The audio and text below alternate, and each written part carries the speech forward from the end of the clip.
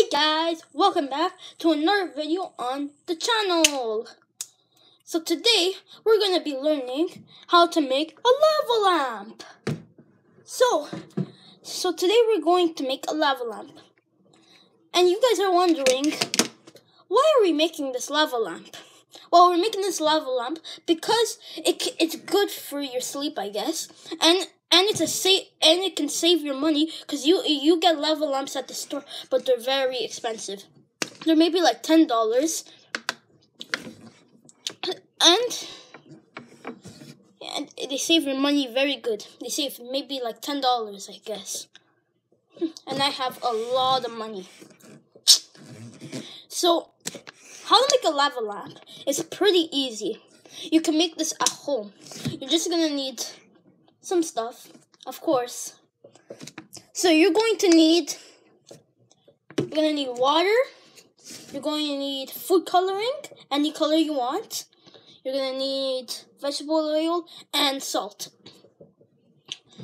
So first thing you're gonna want to do is, of course, put the water first. You can make this I prefer you actually put it in a bowl or in this. But if you want to in this water bottle, I did it in a water bottle. If you want to like keep it for a bunch of days, which I did. I made this one a long time ago, and this is how it really turned out. It turned out much better, like, because this one's very old. It's maybe 5 months old, but it lasts for a long time. So first you're gonna put water, then you're gonna put vegetable oil, then salt, and then you're gonna put any color you want, food coloring. You can put 1 or 2 drops or more, but do not put too much drops, or else it's gonna turn black.